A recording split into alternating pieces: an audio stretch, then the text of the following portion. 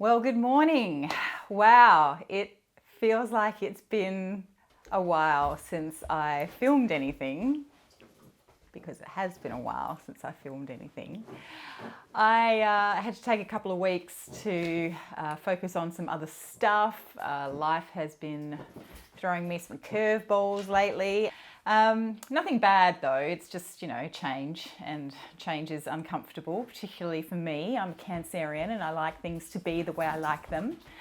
Just ignore the dog going mental in the background. Anyway, so today I thought I'd give myself a little bit of a break because I've been doing that so much lately anyway. And I thought I would do a tag video that I had been tagged in by Matt from Questioning Sense. Thank you so much, Matt. The tag is called Ghosts of Perfume. I wanted to say Ghosts of Christmas Past. Ghosts of Perfume Past. Perfumes Past? So that is what we are going to be talking about today. There's a series of questions to work through. I will say, and I think Matt said the same thing, that I didn't have a huge range of fragrances when I was younger. I've always loved lots of different scents, but it wasn't really until probably my late 20s that I started to purchase more than one fragrance at a time. Prior to that, I was pretty much one perfume girl. And that's partly conditioning because my family, all the women in my family have always had one signature scent. I never had a signature scent, but every time I finished a bottle, I'd end up buying something different. But I always usually only had sort of maybe one or maybe two bottles that were on my rotation at any given time. So let's get on with the questions, shall we? So the first question is, what was your first perfume? Now, I think I've answered this before in a couple of other videos. My actual first perfume was a little bottle of 4711. Now, this is not the bottle that was my first bottle. It was a mini, I think, and it was the tall, so it was like this big, but it was the tall cylindrical style bottle that you get now, I think, when you buy the like 200 ml. I don't think it was this little sort of round flat one. I bought this off Etsy because it's a vintage version, but for next to nothing. It doesn't cost very much. And it came with the soap, so I thought that was pretty cute. But you can get this still today, and it's pretty easy to get, and I don't think it's changed very much. It was not a full bottle that was given to me though. It was actually just, do you mind? It was a leftover bottle, or it was just a mini that had sort of been partially used, and I don't know where my father got it from, but he had it, and maybe it was, maybe he had a whole bottle and they'd given him a mini when he purchased it or something. So I got that. I think I was about 7 or 8. I remember what house we were living in, and I think that was about the age I was when we were living in that house. So 4711 was technically my first perfume.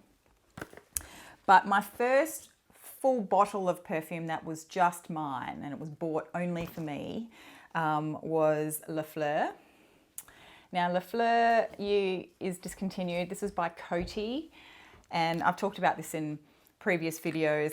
I loved it. I loved this fragrance when I was little, and I had, I think it was this size bottle, although I remember the bottle seeming a lot bigger than this, but I'm pretty sure this is the size I had. And I coveted it, and I just wore it very sparingly and only for special occasions. Poppy, stop knocking the tripod. Anyway, so Le Fleur, I've spoken about it before. This was my first perfume. I wore this up until, I think I got it when I was about 10, and I think I wore it up until I was maybe 13. I remember still having it at boarding school, so maybe I wore it to maybe 14, and then that was when I started to get into some other fragrances, which I will go into shortly. So the next question is, what are the fragrances that were most representative of your teens? There's two ways I can interpret this question. One is, what was most representative of what I was wearing when I was in my teens? But then there's also what were the fragrances that were most represented amongst the friends or the teenagers that I was hanging out with, I guess. I think, if I remember correctly, when I was in my early teens, and it might be sort of preteen, early teens, the impulse body sprays were the bee's knees. Everyone loved the impulse body sprays, and I think I had about 8 of them. But I remember it was the black one and the dark green one that it was like a dark teal green colour.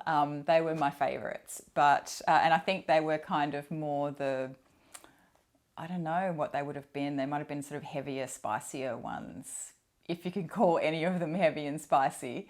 And as for fragrance, I think, well, there was Le Fleur, which I just showed you, which I was still wearing in my early teens. And then I transitioned to... At this point, I had completely forgotten about 2 other fragrances that I loved wearing as a teenager. The first one was Night Magic. I think it was called Night Magic Evening Musk by Avon. This was a musky, ambery scent, and it had, I think, jasmine and ylang-ylang in it as well. Not that I knew that at the time, of course. As a teenager, I didn't pay any attention to fragrance notes in perfume. But I loved this one, and I went through 2 bottles of it. The next one that I really loved wearing was Pearls and Lace, also by Avon. This was just a powdery floral scent. I don't really know what was in that one, but I particularly liked wearing that during the daytime. The next fragrance that I bought was actually White Linen by Estee Lauder. Is it Estee Lauder or Elizabeth Arden? I always get them confused. I think it was Estee Lauder. And that's just a beautiful aldehydic fragrance, and it's just very light and crisp and wearable for any situation. So I really enjoyed that one. I actually have been toying with the idea of buying another bottle of that, or maybe getting a partial bottle, because I think it is something that I would still enjoy wearing today. Then I think the next question is, I think it was, what was the most representative of your 20s? So if I'm talking just generally the types of fragrances that I was smelling the most when I was in my 20s, I think Giorgio Beverly Hills Giorgio, or Giorgio Beverly Hills, was really, really popular, particularly at university. Yeah, I'm pretty sure that was kind of the go when I was in my 20s. I never owned that. I always wanted it, but for some reason never got around to buying it, and now I kind of don't want it. CK1, Calvin Klein, one, which was a men's cologne, was pretty popular, I recall. Cool Water and Eternity, I think, were all very popular in my 20s. For me personally, the fragrances that I used to wear in my 20s there was Flower by Kenzo, which is this one here. Again, I've talked about this before, so this is just a really nice powdery floral scent. I really like it, but I just never seem to wear it anymore. And I bought this bottle because I thought I might want it. And I'm picking up green notes now that I never realised were in here before. But anyway, it's a beautiful fragrance. I just can't seem to bring myself to spray it on anymore for some reason. But anyway. The other one in my 20s that was very popular, which I never actually had in my 20s. I only bought this bottle fairly recently, actually, which is Chloe. And this is just a very nice, light, rosy scent. This thing, though, I sprayed this on the other day, just one spray, because I was just kind of wanted to remind myself what it smelled like. And this thing stayed on all day. Like the longevity of this is incredible, and the sillage is quite large as well. I mean, I could smell it just around me the whole day. And even after, you know, 8 to 10 hours, I was still getting wafts of it actually coming off me from one spray on my wrist. So it's potent stuff, really. I mean, it's a very light, airy fragrance, but man, it really hangs around. So you really know when people are wearing this. And I think that's probably why I never bought it in my 20s, even though I liked it.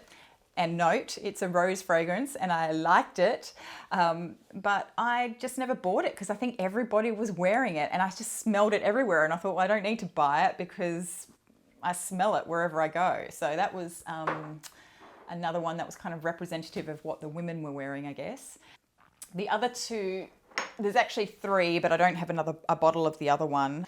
So I think it was in my mid-20s, maybe around about 23, I really got into Bulgari fragrances.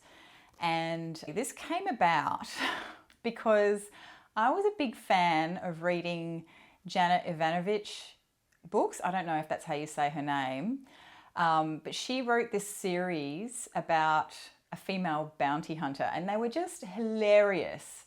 I remember the first book not being that funny, but then it sort of got good at the end, and then by, you know, book 2, she'd really sort of found her stride in the humour, and it was just, they were hilarious. And I used to love reading them.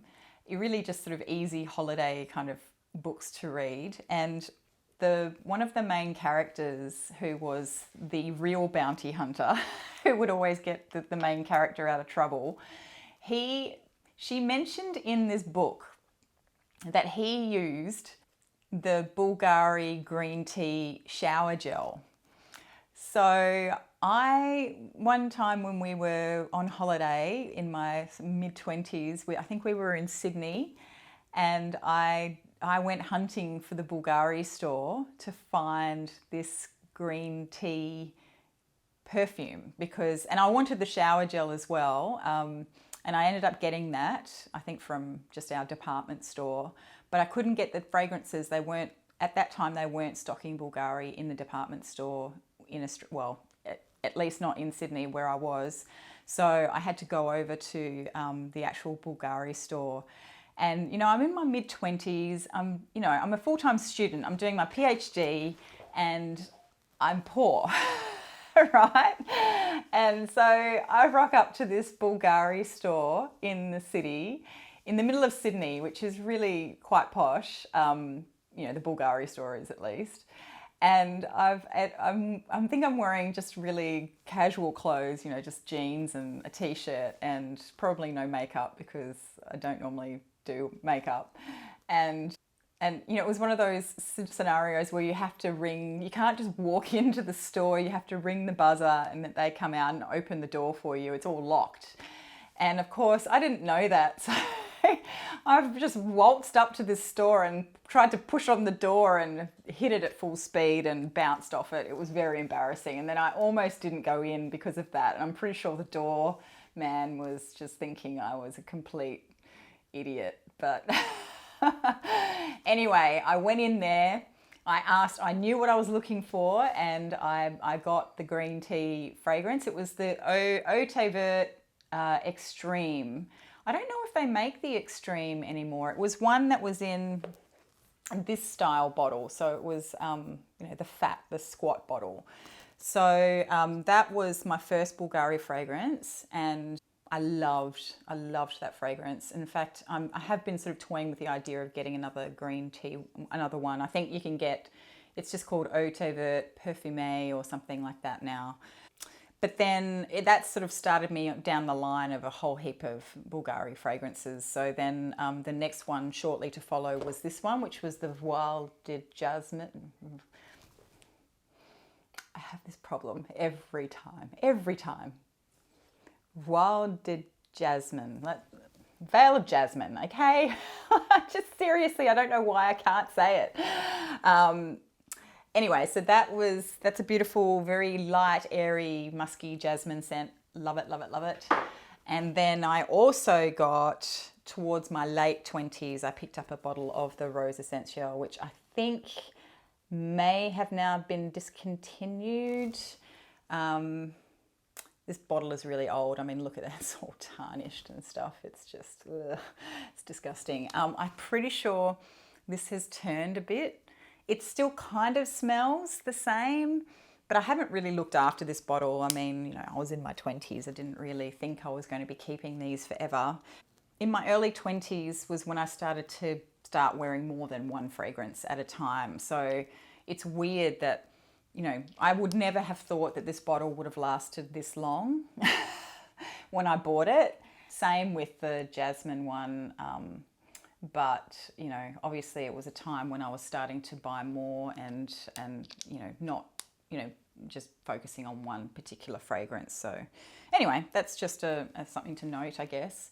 So that was that. And the other one, I'm pretty sure it was released when I was in my 20s, was Happy by Clinique. And I do have a bottle of that too. Actually, I'll show it to you. So that's this one here. This is a full bottle. I bought this last year because I thought I would want to wear it, and I don't think I do.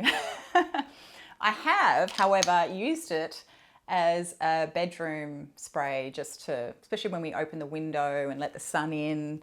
I have quite enjoyed spritzing this in the bedroom to, you know, just to make it feel a little bit fresher. So that was that. Okay, that was very long-winded. Sorry about that. What fragrances in my teens didn't I like? Well, I do remember that at boarding school we had a house mother who wore Poison, the original Poison, and I didn't dislike her, but I really disliked that fragrance. It just made me feel nauseous. I think it was Poison. I could never remember. I always used to get Poison and Opium mixed up. I don't know why, because they smell completely different, but for some reason the names just have a similar connotation to me. I don't know why. And so I could never remember if it was Opium or Poison. I'm pretty sure it was Poison because I really like Opium. I've just a couple of weeks ago, I picked up a partial vintage bottle of Opium, and it's amazing. So it couldn't have been Opium. It must have been Poison by Dior. And what fragrances in my 20s did I dislike? Well, I mean, this is all based on, you know, what I was exposed to, I guess. I mean, in my teens, I really wasn't exposed to that many perfumes, I don't think. So, I can only really think of Poison because it was associated. It was so, it was something that I had to basically live with on a daily basis and didn't want to live with it. And that's the only reason I know it. I think in my 20s, the only one that comes to mind is Chanel No. 5 is what I didn't like. But it was the Eau de Parfum that I didn't like. And to this day, I still don't like it, as it turns out. I love the Parfum and the EDT. I've gone on about that many times. But I don't like the Eau de Parfum. And I remember my sister was quite big on the Chanel No. 5. And she wore it for a while. That was kind of her signature scent for a while. And I did not like that. I loved it on her. It smelled nice on her, but on me, I didn't like it at all. So there was a male cologne that I didn't like as well. Now, I don't know what it was now. I can't remember. So it's pointless really talking about it. And every once in a while, I still get a whiff of it. So people are still wearing it. And I guess I'm not as averse to it now as I was then. But anyway, sorry, I don't know what it was. I can't remember. Next question is, what from my past do I still wear? Well, let's just go back through the list, shall we? I think I wear all of them except the La Fleur. And obviously I don't have the white linen anymore, but I still wear the Chloe, I still wear the Bulgari. I want to get another bottle of the Bulgari green tea one, and I still wear the 4711. So yeah, I still wear all of them pretty much. So they're pretty much staples in my wardrobe. So that was easy. What from the past would I not wear / can't get hold of. Well, the Le Fleur, I wouldn't wear that today. I did try, when I first picked up that bottle on eBay, I bought it purely for nostalgic purposes, but it did not smell how I remembered it smelling. So I won't wear that. It doesn't smell good on my skin. What one couldn't I get now? Well, I don't think I can get the Eau Vert Extreme. Don't quote me on that. I'm pretty sure. I haven't seen it anywhere for a long time, so I'm assuming it's discontinued, but I haven't looked into it. I don't think I could get... So somebody did give me a mini of Christian Dior, Miss Dior Cherie, because obviously it has my name in it. So somebody gave that to me, and I didn't know what I had at the time, and it was too sweet for me. I was not into sweet fragrances when I was younger, really. Floral I could do, but it couldn't be too sweet. I didn't like vanilla-y fragrances. So the Miss Dior Cherie was a little bit too sweet for me. It just wasn't my style. So I had that mini for years and years and years. And then when I moved from Perth to Brisbane a few years ago, I think I threw it away. And now I'm really sad that I did that. I threw it away without even thinking about it. I didn't even smell it and open it and smell it. I just remember seeing it. I was in this drawer that had been sitting in this drawer, my bedside table drawer, for ages and ages. And I just decided that, oh, for God's sake, just get rid of it, because you're not going to wear it. It's too sweet for you. And then now I'm really kicking myself that I did that, because I didn't know at the time that it was something that you just couldn't get anymore. So I'm a bit sad about that. But anyway, that's life. These things happen. Live and learn. What is a good memory that I associate with my past? And I guess the question is really linked to perfume. So can I think of specific memories? I don't know if I can think of specific memories, but just generally, the smell of youth dew is my mother's signature scent. So the smell of youth dew reminds me of my mother. And obviously, I moved out. I mean, I went to boarding school, so I was pretty much out of home from the age of 14. So I guess the smell of my mother's perfume has not been as... I wasn't smelling her every day, is what I'm trying to say. So I from the age of 14 onwards, to smell my mother's perfume was actually pretty rare. Because my mother only wears her perfume when she's doing something special, like going out of the house. She doesn't wear perfume around the house, really. And so if I go visit her now, she won't be wearing perfume generally, because unless we're going out somewhere. And it was the same when I was at school. You know, if I came home from holidays, or on holidays, she would not necessarily be wearing perfume. So for me, the smell of her perfume is very nostalgic for me, because it takes me back to when I was younger and I was smelling it all the time. And now I don't really get to smell it very much, because even now when I go visit her, which I can't at the moment, obviously, but she wouldn't necessarily be wearing perfume on a daily basis. So, but when I do go home and visit my mum, I do go to her dresser and pick up her perfume bottle and sniff it. So even if she won't wear it, I still get to enjoy it. And my dad was big on Brut 33, just the deodorant.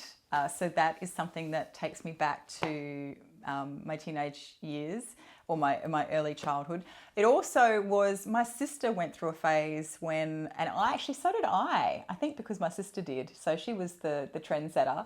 But my sister, as a teenager, used to wear Brut 33 as a deodorant. She loved it. So there you go. We've been a unisex fragrance family for decades already. And for a while, I did too. So, but I was really just copying her, I think. I don't know if I loved Brut 33 that much. It must have smelled so weird. Smelling a young girl wearing Brut 33. The other one is Aromatics Elixir. So this was my eldest sister's signature scent. It still is, I believe, to this day. I haven't seen her in a long time. But that has really good memory associations for me because they lived in a completely different city. So the only time I would see her was when we were on holidays and we were going to the city because we lived in the country. And they were a long way away. It's a 2-hour flight to get there. So we hardly ever went. And so yeah, that's the smell of Aromatics Elixir is a good memory scent for me. So I think that's it. And I think that's the end of the questions. I can't believe this has taken me 27 minutes. I'm going to have to cut this down. But this was so much fun, actually. I love doing tag videos, especially these ones where you are thinking of, you're having to go back into the past a little bit. So I'm so glad to be back. It's been a bit weird to be sitting in front of a camera again, even though it's only been a couple of weeks. Anyway, I'll see you in the next one. Bye.